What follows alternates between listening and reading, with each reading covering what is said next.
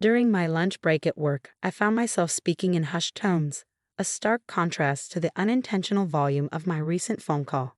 Confusion and frustration swirled within me as the insurance company representative calmly relayed the unexpected news of my policy cancellation request.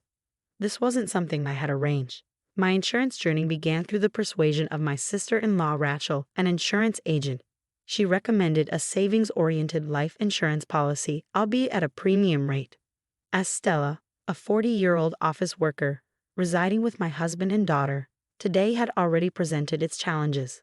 The morning chaos ensued with my husband announcing an impromptu business trip, leaving our daughter fretting over a misplaced math textbook.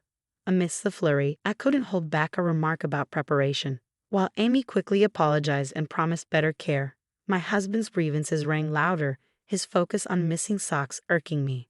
In the heat of the moment, as he packed, I couldn't help but wonder about his frequent business trips and the sudden preference for casual attire.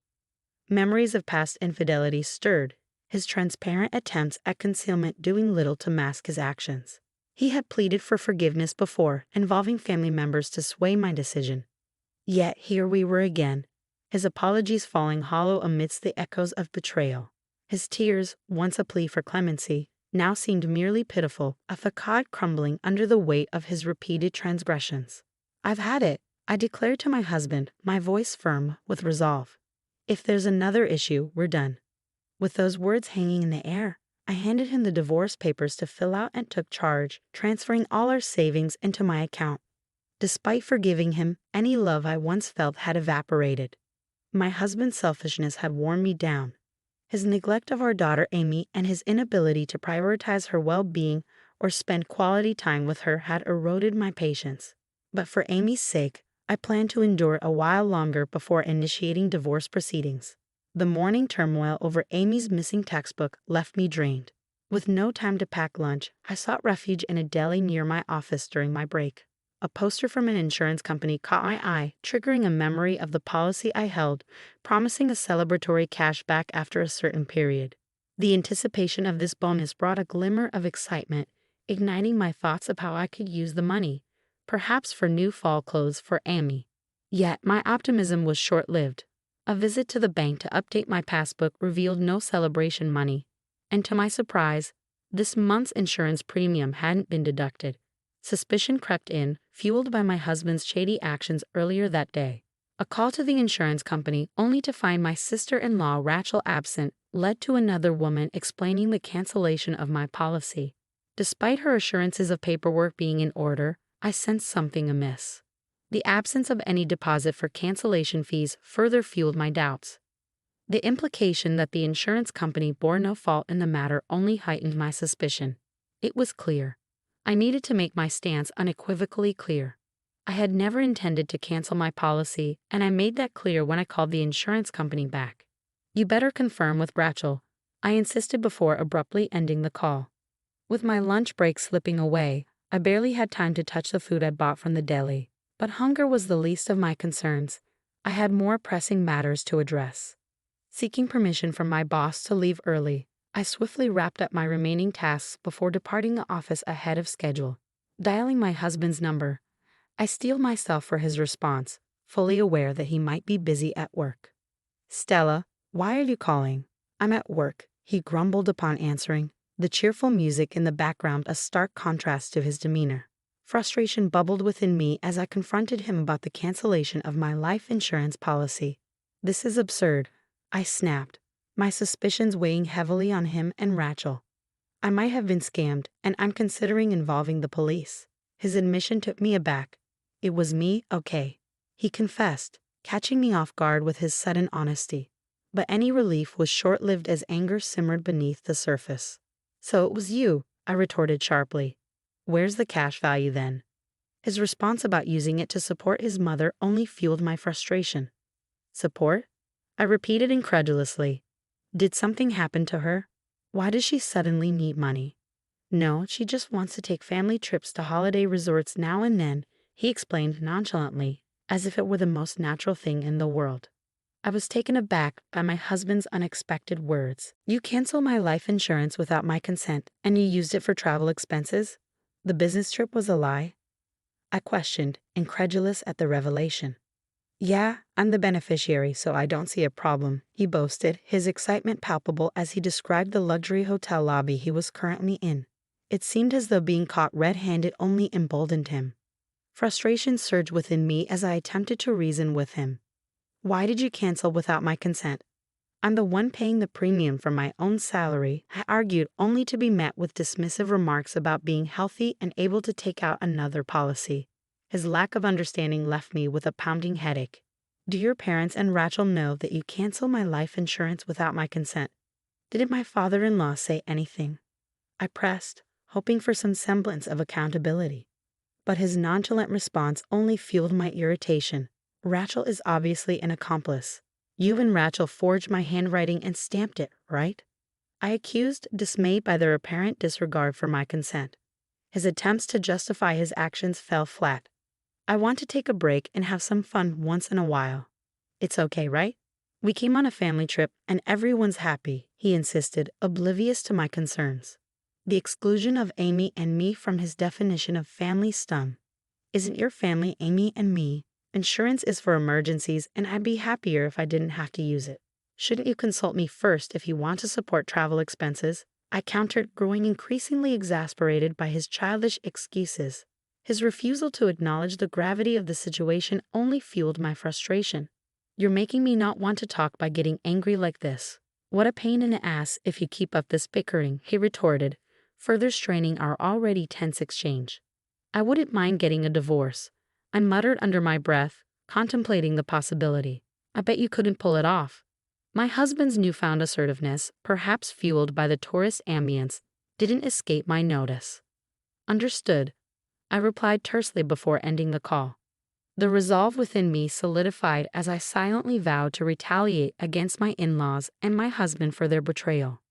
My patience, worn thin by years of forgiveness, had finally reached its limit.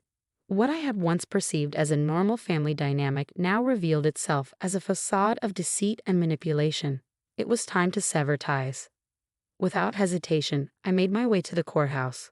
Clutching the divorce papers my husband had filled out, a symbolic talisman of my newfound determination. Submitting the papers, I took the first step towards liberation. Collecting my daughter Amy from her after-school program, I broke the news gently, explaining the impending divorce. Amy's initial surprise gave way to acceptance as she processed the information. Upon arriving home, Amy's innocent question caught me off guard. So, Dad isn't coming back home anymore? She asked, prompting me to clarify the situation. Your dad won't be back tonight because he's on a business trip. We're getting divorced, so we'll be living separately, I explained gently, unaware of the depth of her understanding.